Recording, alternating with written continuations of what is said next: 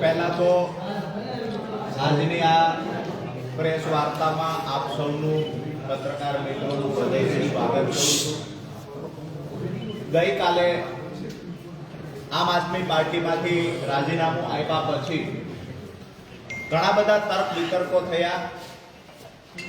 ઘણા બધા લોકોના મનમાં એક સવાલ હતો કે રાજીનામું શા માટે આપવામાં આવ્યું।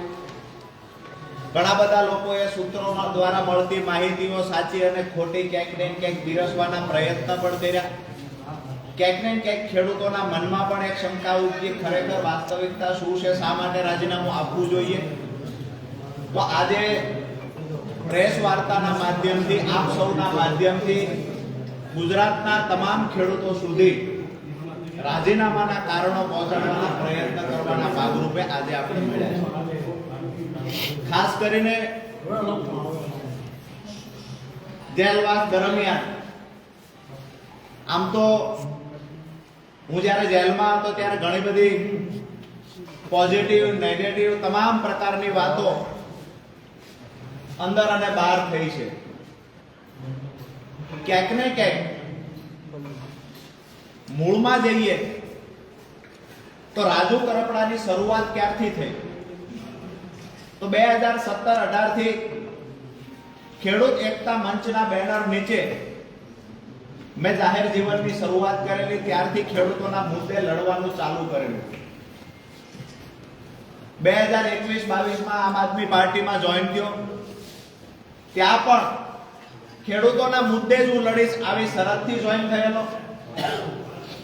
2025 ના એન્ડ સુધી એટલે કે હળદરની ઘટના સુધી આમ આદમી પાર્ટીમાં પણ રહીને ખેડૂતો માટે મેં કામ કરવાના તમામ પ્રયત્ન કર્યા। આ સમયગાળા દરમિયાન ક્યાંક ને ક્યાંક જ્યારે હું બિન રાજકીય રીતે ખેડૂતો માટે અવાજ ઉઠાવતો ત્યારે પણ ખેડૂતોને પાક નુકસાનનું વળતર અપાવવામાં, જમીન સંપાદન થતી હોય તો યોગ્ય વળતર અપાવવામાં, હાઈ ટેન્શન લાઈન નીકળતી હોય તો એના માટે પણ લડાઈ લડ્યા। કચ્છમાં પણ લડ્યા છીએ, મોરબીમાં પણ લડ્યા, હળવદના ખેડૂતોને ન્યાય અપાવવા માટે લડ્યા, સુરેન્દ્રનગરના ખેડૂતોને 2018 થી 25 સુધીમાં પાક નુકસાનનું વળતર 5 વખત અપાવવામાં સફળતા મેળવી। મૂળી તાલુકામાં સિંચાઈનું પાણી સ્કાવરવાલ ખોલાવવા માટે સતત સંઘર્ષ કરી અને 3 વર્ષના અંતે સ્કાવરવાલ ખોલાવવામાં સફળતા મળી, જેના કારણે દર વર્ષે અત્યારે તળાવો ભરાય છે। આ વાત એટલા માટે હું કરી રહ્યો છું કે હું જ્યારે કોઈ પોલિટિકલ પાર્ટી સાથે નહોતો જોડાયેલો ત્યારે પણ ખેડૂતો માટે અવાજ ઉઠાવતો, ત્યારે પણ ખેડૂતો મારી સાથે જોડાયેલા હતા। હું આમ આદમી પાર્ટીને મજબૂત બનાવવા માટે ક્યાંક ને ક્યાંક મને જે થયું કે કોઈ પાર્ટી સાથે હશું તો આથી પણ મજબૂતાઈથી લડાઈ લડી શકાશે, એટલા માટે આમ આદમી પાર્ટી સાથે હું 2022માં જોડાયો। પરંતુ 5 વર્ષના સંઘર્ષ પછી છેલ્લે જ્યારે હળદરની ઘટના ઘટી તો મને થયું કે ખરેખર દિવાળીએ ખેડૂતો, નવા વર્ષમાં જે ખેડૂતો જેલમાં હતા, ખેડૂતોની સાથે હું પણ જેલમાં હતો, કરદા પ્રથા નાબૂદ કરાવવાની લડાઈ, ક્યાંક ને ક્યાંક લડાઈમાં સફળતા મળી, પણ દુઃખ એ વાતનું થયું કે જો રાજુ કરપડા કોઈ પાર્ટી સાથે જોડાયેલો ન હોત, જો રાજુ કરપડા બિન રાજકીય રીતે આ લડાઈ લડ્યો હોત તો કદાચ 307 જેવી કલમ અંતર્ગત ગુનો દાખલ ન થયો હોત। ક્યાંક ને ક્યાંક મને એવું દેખાણું કે બે પાર્ટીઓની રાજકીય લડાઈમાં અમારા ખેડૂતો ભોગ બન્યા। દુઃખ ત્યારે થયું કે જ્યારે ખેડૂતો અંદર હતા, 68 ખેડૂતો જેલમાં હતા, એનો પરિવાર ખેડૂતોની રાહ જોતો। મને ખેડૂતો જ્યારે પૂછે કે રાજુભાઈ જામીન ક્યારે મળશે, ક્યારે અહીંથી છૂટશું, જ્યારે ખેડૂત પૂછતા ત્યારે આંખમાંથી આંસુ આવી જતા। ક્યાંક ને ક્યાંક એ દુઃખ થતું હતું કે ખોટા કેસની અંદર 3 મહિનાની બદલે 3 વર્ષ રાજુ કરપડા અંદર રહેશે તો મંજૂર છે, પણ જે ખેડૂતોએ ક્યારે પોલીસ સ્ટેશન નહોતું જોયું એ ખેડૂતોએ જેલમાં જવું પડ્યું, અને એ ખેડૂતોની પાછળ જે મહેનત કરવાની વાત હતી, એ ખેડૂતોને છોડાવવાની વાત હતી। તો જ્યારે આજે ઘણી બધી ગઈકાલથી હું જોઉં છું મીડિયા સામે આવીને સાફ સફાઈની વાતો આમ આદમી પાર્ટી દ્વારા પણ થઈ રહી છે। મારું સ્પષ્ટ રાજીનામું આપતી વખતે એક વાત હતી કે જે મોઢેથી પાંદ ચાવ્યા છે એ મોઢે કોલસો નથી ચાવવો। જે પાર્ટીને મજબૂત બનાવવા માટે થઈ અને ક્યાંક ને ક્યાંક મેં મારા પરિવાર કરતા, બાળકો કરતા વધારે સમય આપ્યો છે પાર્ટીમાં કે આમ આદમી પાર્ટીને મજબૂત બનાવી શકાય।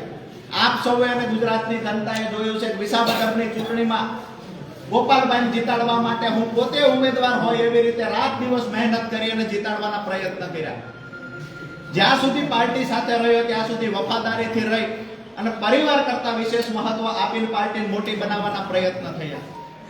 પરંતુ હું જ્યારે જેલમાં ગયો અને જે મને કડવો અનુભવ થયો કે પહેલી મુદત હતી અમારી 27 તારીખે, જે દોસ્તો તર્ક વિતર્ક કરી રહ્યા છે, જે સફાઈની સુખિયાળી વાતો કરી રહ્યા છે, અને ટૂંકમાં કહી કે 27 તારીખ 27/10/2025 ના રોજ પહેલું 12 ખેડૂતોના જામીન મૂકવામાં આવેલા. એનું પહેલું હિયરિંગ હતું 27/10/2025. વકીલો દ્વારા પાર્ટી દ્વારા વાતો કરવામાં આવતી કે હાઈકોર્ટના સારામાં સારા વકીલ હાજર રાખવામાં આવશે, ચિંતા ન કરતા. જેલની અંદર રહેલા ખેડૂતોને હું કહેતો હતો તમે આવતીકાલે છૂટી જશો, ચિંતા ના કરતા, આપણા સારામાં સારા વકીલો આવવાના છે. મને 27 તારીખે ખબર પડી કે પાર્ટી તરફથી સિંગલ વકીલ ત્યાં હાજર નથી રહ્યો. એકદમ નાના વકીલે દલીલ કરી છે અને ખેડૂતોના જામીન નામંજૂર થયા છે. ખેડૂતોએ જ્યારે મને પૂછ્યું પાર્ટી તરફથી વકીલ હાજર હતો, હું ખેડૂતોને જવાબ નથી આપી શક્યો. એનાથી આગળ વાત કરીએ કે જ્યારે ભાવનગર વાળો કેસ અમારા પર થયો, ક્યાંક ને ક્યાંક રાજુ કરપડાને જેલમાંથી બહાર કઢાવવાની જગ્યાએ પ્રદેશમાં રહેલા એક બે વ્યક્તિએ રાજુ કરપડાને વધારે સમય ફસાવવાના પ્રયત્ન કર્યા છે.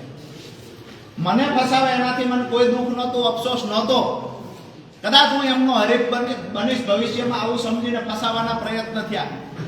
પરંતુ મારા ખેડૂતોને પણ મારો ગુસ્સો રાખીને, ખેડૂતોને પણ જેલમાં રાખીને, ખેડૂતો સાથે ક્યાંક ને ક્યાંક ગેમ થઈ હોય આવું જ્યારે દેખાણું, ત્યારે જેલમાં બેઠા બેઠા નિર્ણય કર્યો હતો કે આવનાર સમયમાં જે પણ કાંઈ થશે એ બિન રાજકીય રીતે મારાથી થશે એટલું કરીશું. અને જ્યારે પણ કોઈ એવું કહે છે કે ખેડૂતોનું અમે આ સારું કામ કરીએ છીએ, તો કોઈ પણ પાર્ટીના લોકો સારું કામ કરતા હશે, પછી સત્તામાં રહેલા લોકો હોય કે વિપક્ષમાં રહેલા લોકો સારું કામ કરશે તો એના જાહેર મંચ પરથી વખાણ કરીશું.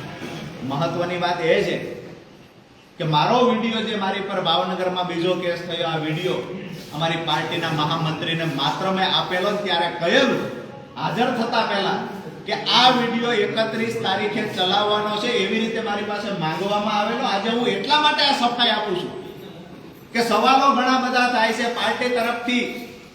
ગઈકાલથી ક્યાંક ને ક્યાંક મારા માટે નેગેટિવ ચલાવવાના પ્રયત્ન થાય છે. હું આજ પણ કહું છું કે હું મૂંગો બેઠો છું એટલું સારું છે. જો મારી જીભ ખુલશે, મારું મોઢું ખુલશે, તો લોકોને જવાબ દેવાના લાયક તમે લોકો નહીં. કારણ કે જે પણ મેં જેલમાં અનુભવ્યું એની સાથે સાથે જે પણ પાછળથી જે ગેમ થઈ છે એ ખરેખર ક્યારેય સ્વીકારી ન શકાય. પોતાના લોકો પાસે અપેક્ષા ન હોય એવી ગેમો થઈ છે પાછળથી. મેં જે વિડીયો આપ્યો હતો એ વિડીયો 31 તારીખે ચલાવવાનો હતો, એમાં પણ કાંઈ ભૂલો હોય તો એને એડિટ કરીને ચલાવવાનો હતો. એની જગ્યાએ 29 તારીખે વિડીયો રિલીઝ થઈ જાય છે, વાયરલ થઈ જાય છે. એ વિડીયો અંતર્ગત મારી પર ભાવનગરમાં ગુનો દાખલ થાય છે. એ ગુનો દાખલ થયા પછી મને 11/11/2025 ભાવનગર લઈ જવામાં આવે છે. ત્યાર પછી બીજા દિવસે મારા પરિવારને કહેવામાં આવે છે કે ગુનામાં જામીન મળી ગયા છે. હું સતત વારંવાર કહેતો રહું છું મને જામીન મળી ગયા હોય તો અહીંયા બીડો જમા કરાવો. મને 30/11 ખબર પડે છે કે એમાં જામીન નથી મળ્યા, પાર્ટી ખોટું બોલી રહી છે. મેં કહ્યું કે હવે ફરીવાર સેશનમાં જામીન મૂકો. સેશનમાં જામીન મૂક્યા. 4/12/2025 જામીન મૂક્યા. 4 મુદતો પડી 18 તારીખ સુધી, એટલા માટે કે અમારા તરફથી કોઈ વકીલ ત્યાં હાજર નહોતો. વિષય એ છે કે કાયદાની વાતો કરી, કાયદા કથાઓની વાતો કરી અને લોકોને સલાહ આપનાર વ્યક્તિ જ્યારે પાર્ટીના પોતાના પરિવારના લોકોને જ્યારે કાયદાકીય રીતે માહિતીની જરૂર હતી, કાયદાકીય સલાહની જરૂર હતી, ત્યારે મૌન થઈને બેઠા છે. ક્યાંક ને ક્યાંક વધારે સમય અંદર રહ્યા હોય તો મને એવું દેખાય છે કે પાર્ટીના અમુક પ્રદેશમાં રહેલા લોકોની નિષ્ક્રિયતાના કારણે અંદર વધારે સમય રહેવું પડ્યું છે. જે મદદ કરવાની હતી ત્યાં મદદ કરવાની જગ્યાએ ક્યાંક ને ક્યાંક નુકસાન કર્યું છે. એટલે મેં નક્કી કર્યું છે કે બે રાજકીય પાર્ટીઓની લડાઈમાં ખેડૂતોના થતા કામ અટકી રહ્યા છે તો બિન રાજકીય રીતે ખેડૂતોની સાથે રહીએ અને આવનાર સમયમાં ખેડૂતોના કામ કરીએ. વિષય એ છે કે કોઈ લોકો ગઈકાલથી એવું પણ ચલાવે છે કે રાજુ કરપડા ઉપર કોઈ એક કેસ છે, બે કેસ છે, જેના કારણે રાજુ કરપડા ડરી ગયા.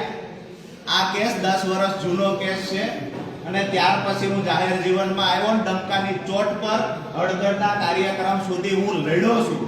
ક્યારેય મારા ચહેરા ઉપર કોઈ કેસનો ડર દેખાયો નથી અને જેલનો ડર નહોતો રાજુ કરપડાને પહેલા નહોતો આવનાર સમયમાં. હું આજે પણ કહું છું કે જ્યારે ખેડૂતો પર અન્યાય થશે તો બિન રાજકીય રીતે આંદોલન રાજુ કરપડા કરશે. જ્યારે પણ ખેડૂતોનો અવાજ આવશે કે અહીંયા અમારે મદદની જરૂર છે તેને ખંભે ખંભો આપવાની તૈયારી રાજુ કરપડાની છે. અને જે લોકોને ડર હતો કે આંદોલન દરમિયાન કેસ થશે એ લોકો તો હળદળથી આવવાથી દૂર રહ્યા છે. અમે ખેડૂતોને કમિટમેન્ટ આપ્યું હતું હું હળદળમાં આવીશ અને હું એનકેન